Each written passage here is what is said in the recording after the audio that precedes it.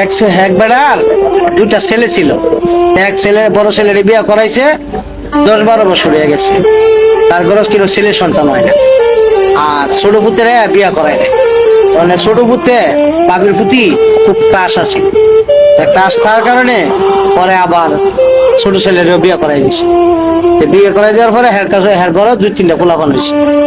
বড় ছেলে ঘরে কিনে পোলাপান হলো না, তা ঠাস করে শ্বশুর একদিন পুত্রের বউরে কইতাছে আর কি, মা গো তোমার তো 10-12 বছর হয়েছে, নাতির মুখ দেখতাম না, আমি শুনছি ওই যে বরতলা আপনার এক ধর্মের বাবা বয় সেখান থেকে পানি পড়া, আর হেবারের কথা মতো চললে বলে মানুষের ছেলের সন্তান হয়, যদি যাইতা কয়েকটা আব্বাজান।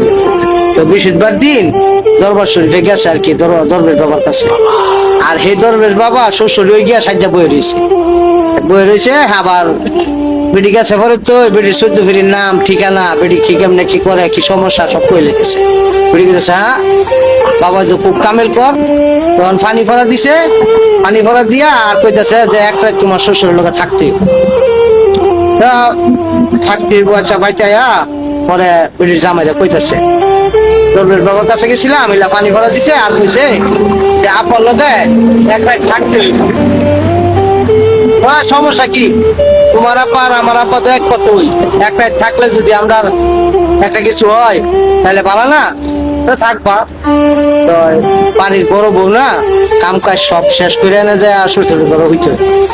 এর ভিত্তে শ্বশুর আগে গিয়া এক সহির মেঝে থাকতো আর কি। আগের দিনে সহি আসছিল, সহির আবার বড় বড় ফাঁকা ছিল। হ্যাঁ ভাবছে কি যে বড় বউ দায়িত্ব আছে, এর ভিত্তে যন্ত্রটারে একটা শান দিয়ে নি, এই সহির ফায়দা যন্ত্রটারে শান দিতেছে। এই না দেখে বিলে নিশ্চিত দেখতেছে যে একটা ইন্দুর উঠতেছে নামতেছে বিলে ঠাস করে একজনের মাথাটা কামুটা খাই নিছে। খাই লওয়ার পরে খাইতে গেছে মারা যাওয়ার পরে বেরিয়ে আইসে, 1-2 ঘন্টা পরে আয় দেয় কি শ্বশুর মিলা নিছে।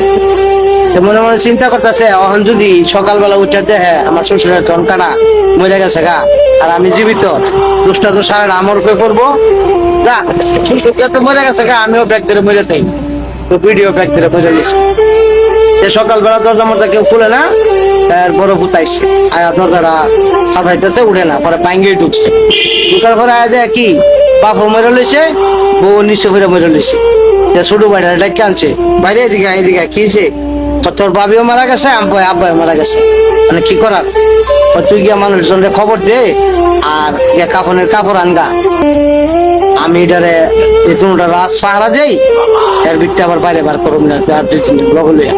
আচ্ছা তখন হ্যাঁ বড় ভাই গেছে বাজারও, আর হ্যাঁ করছে কি আন্দা ওই যে বাবির পুত্রী যে ক্লাস আছিন, চিন্তা করছে বাচ্চা থাকতে তো সুত মারে নিলে কিছু করতারই নাই, মরে গেছে গায়ে বেড়ে একটা কাম করে দেখুন কাপড় উল্টে কাম করতে গেছে, পাট করে বিড়ি দেওয়া হজাক উঠে গেছে।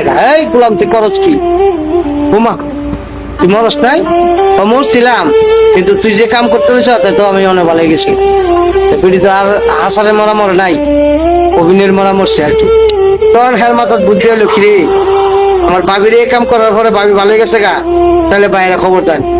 বাইরে খবর দেয় না, ঘটনাটা কইছে বাবির এই করছি পরে বাবি ভালো গেছে গা, মানে আয় বাপের 2 ভাই মিলে ফুটকি মারে। তখন করছে কি 2 ভাই মিলে বাপের ফুটকি মারে, কিন্তু বাপ আর ভালো না, হ্যাঁ হাসারে মরা মরছে। এর জন্য কই কেউ ওই পরের বউর দিকে পুতের বউর দিকে লোভ দিও না, যদি দেও তাহলে লাস্টে ফুটকি মারা খাও খাই মরবা। আশা করি বুঝতে পারছেন।